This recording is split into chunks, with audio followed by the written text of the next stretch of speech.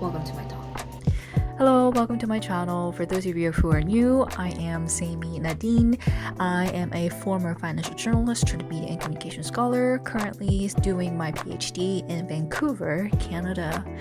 My channel is all about everything PhD life and lessons that I learn along the way. So if you like content like this, feel free to subscribe and let me get started on today's Q&A.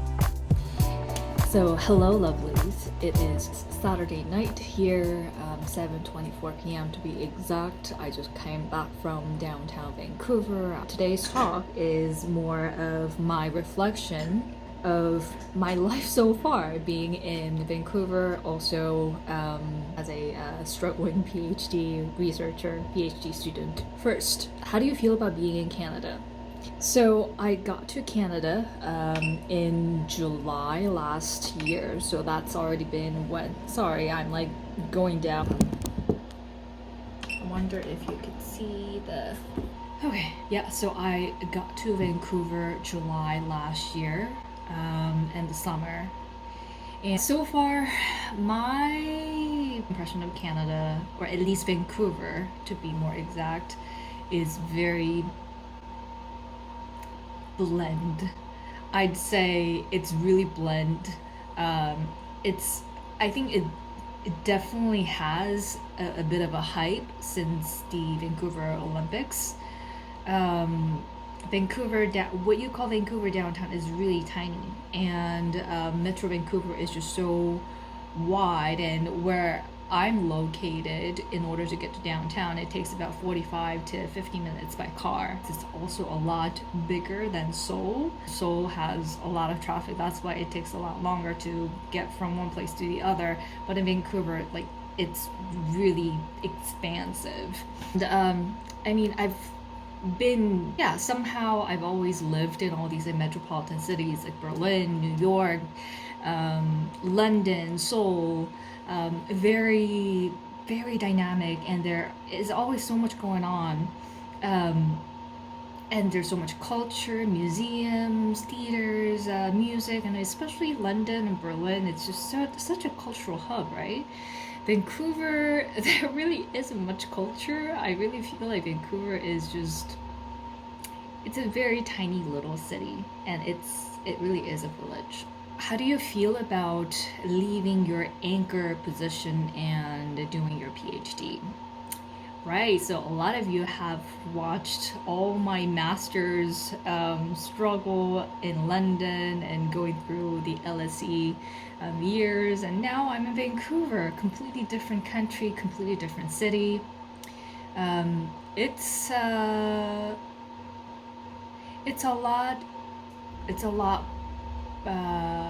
more lonesome doing a PhD than master's.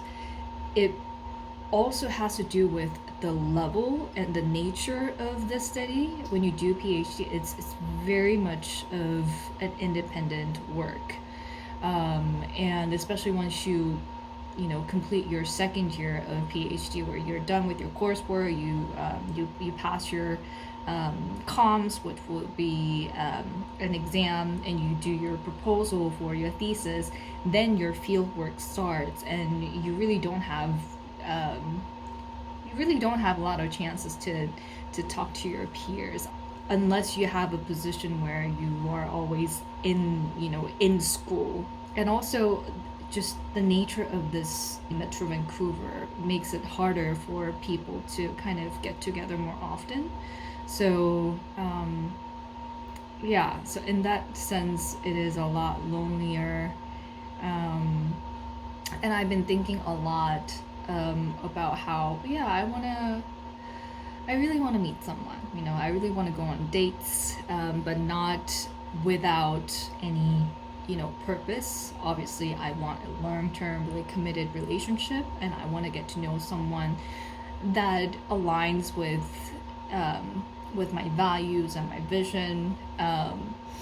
So yeah, I've been thinking a lot about dating scene in Vancouver too.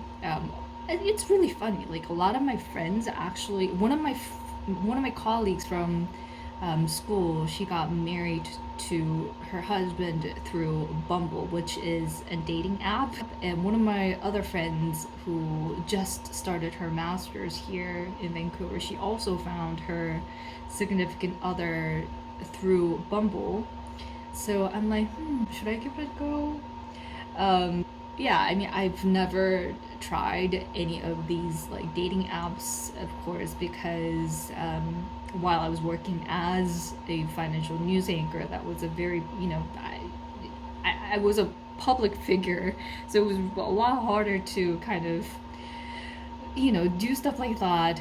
I mean, I never imagined myself doing something like that. But now that I am like a free human being, well, I mean, of course, I, am engaged somewhat in the media industry. But yeah, I don't know. It definitely will be an experiment if I do ever go on Bumble. But yeah, why not? Even if it leads to failures, it'll be a good story to share on my YouTube channel, at least with you guys, right? Why I quit my anchor job. Well, I think I spelled this out in a couple of videos, but one thing that I did not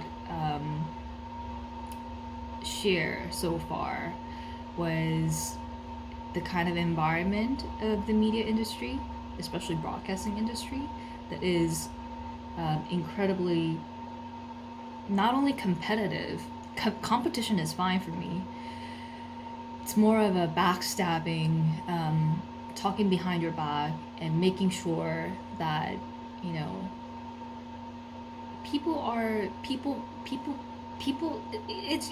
it's such a political environment that people, when you really show your genuine self, they take that as a weapon, and sometimes they use it to kind of take you down. And I was really, really sick of that kind of environment where I really want to do well. I loved my job. I loved my job. Like being on a news desk, going live, and, delivering all the important information that I got to convey that to the audience every day. That made my heart beat. That really made my heart beat. I loved every second of it, even the prep work and everything. But what really kind of, like in Korean you would say 환멸하게 되다, right? 환멸하게 되다 was one, the very kind of like sexual objectification of women in the industry, and also the female broadcasters, female anchors who also self-objectify themselves. Like I hated that. It's we need another whole video to talk about that. And also, by the 8th, 9th year, I felt like I reached my full potential. I've done enough of this. Like I've given my soul best that I could feel fine like leaving it, because I gave my best. Why I turned down a recent offer from an influential edtech platform company. Some people ask me this, so I'm going to share this interesting article. It's called TikTok's Enshittification. It's a rather controversial term, right? But this is how the first paragraph starts. Here is how platforms die. First, they are good to their users. Then they abuse their users to make things better for their business customers. And finally, they abuse those business customers to claw back all the value for themselves. Then they die. So this author, Cory Doctorow, this particular article got published on Wired, and a lot of people are now talking about how platforms work. And I believe this platform industry right now, especially in the context of South Korea, the platform companies, they come in as an intermediary between the user or the consumers and then content producers.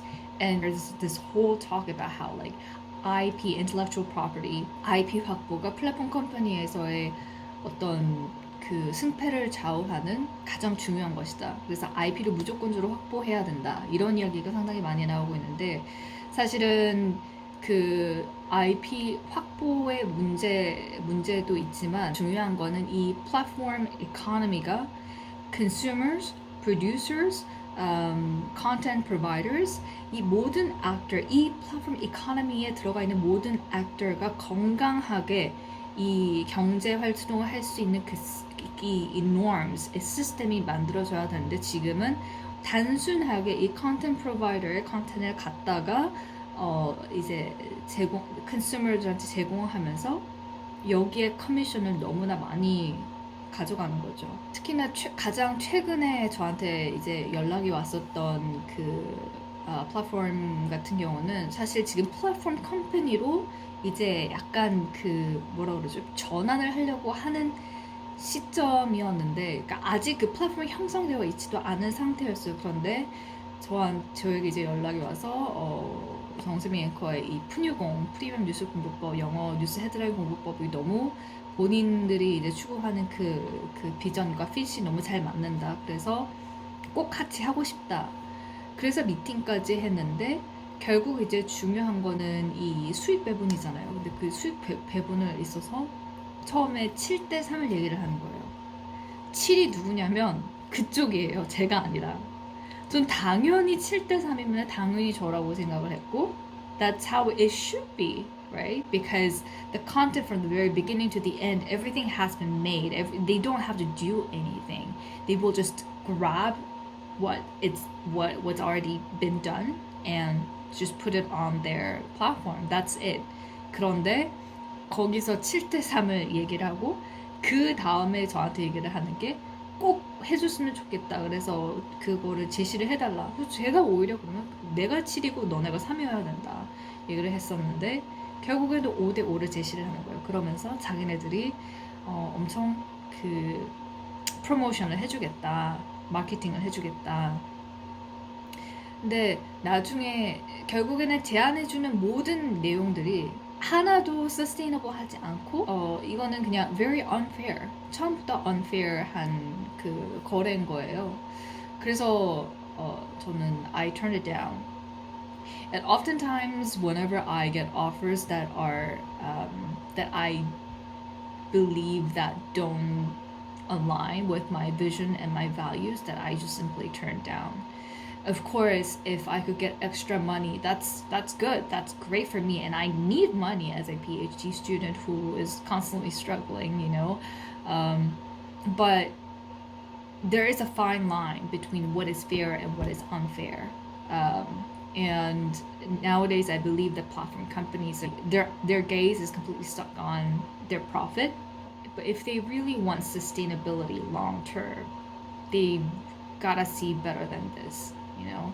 그래서 역시나 틱톡이나 또 애마존 뭐 물론 영위가 되고는 있지만 많은 테크 컴퍼니들이 지금 힘든 상황을 거치고 있는 것들이 워낙 프로핏만 쫓다 보니 이 롱텀 아젠다를 잘못 만들고 있는 것이죠. 그리고 무엇보다도 이 경제라는 것은 모든 액터에게 공정하게 이게 들어가야지만 나중에는 건강한 시스템이 이루어지는데 이렇게 자꾸 이렇게 비즈니스 쪽에만 힘이 쏟아지고 몰아가고 이런 쪽으로 가다 보면 어느 순간에는 계속 잡음이 생기고 프로블럼 생기고 crisis 뭐 계속 생기는 거예요. 이런 것들이. So that was the main reason why I said no to the offer. And I get a lot of collaboration or YouTube offers and stuff like that. Through my blog too, I get like thousands of messages about like selling my blog or collaborating my YouTube and stuff like that. But I'm very discreet and I I value my name, I value my integrity, I value the work that I do. So that's a fine line when it comes to collaboration for me. And I get a lot of offers from various organizations, businesses, companies for various purposes. But see, one thing that I turned down very recently was this platform offer, which could have been an economically a good offer for me. The other offer that I said yes to was an educational purpose, and I will actually present at the University of British Columbia, and it is sponsored by, I believe, 한국교육원 and Asian Studies Department at the UBC, and I will be talking about the post-pandemic change mediascape of Seoul, South Korea, and some of the opportunities the international students could have when they come over to Seoul.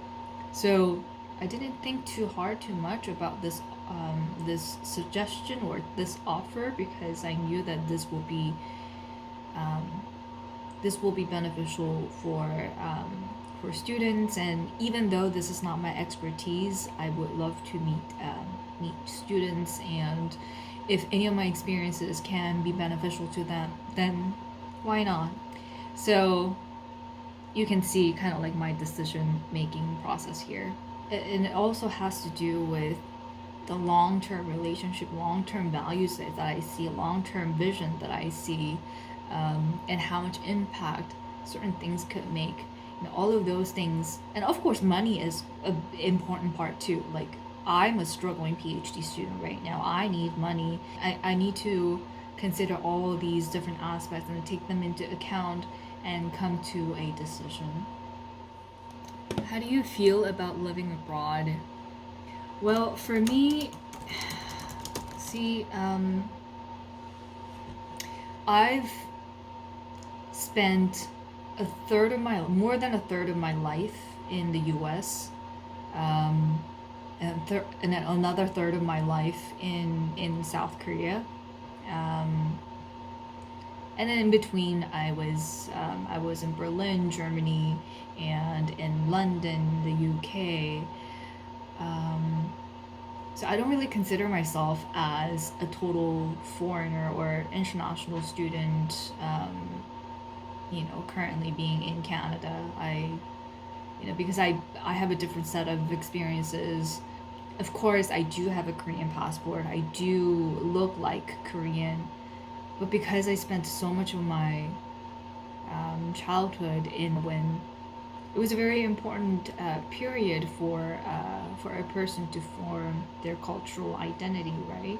But precisely because of your national status or citizenship, things like that, bring certain challenges and struggles, or even biases from other people, which I will in the next video talk about in terms of racial discrimination and whatnot, all those bad stuff. But there are always 애환 and 고민, being away from your family. For me, family is the most important thing, and it is the most. That takes the largest pie out of my kind of concerns and whatnot.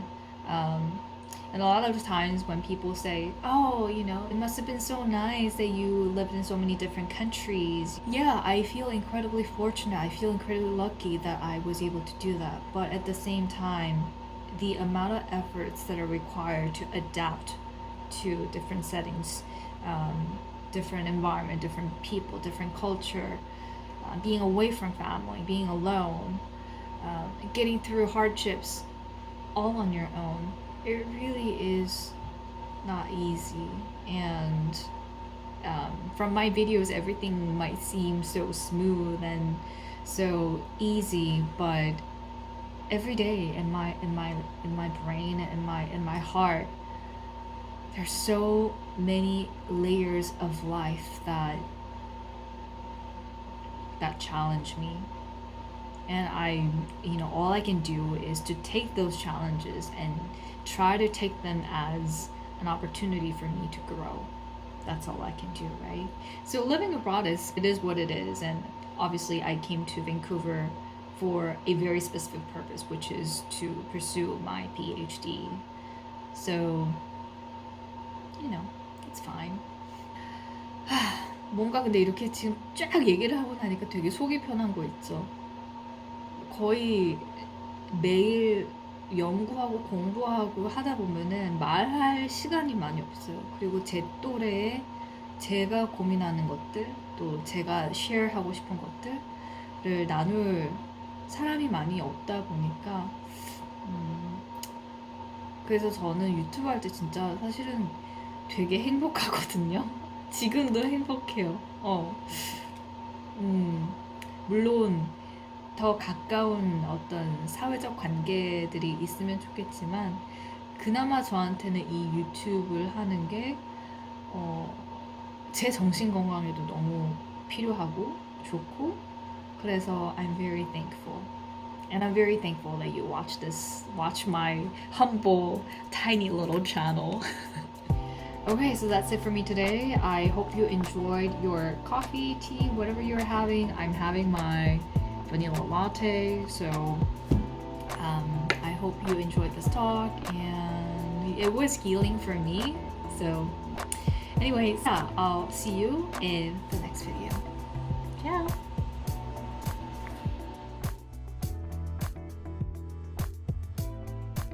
오케이, 오늘의 이제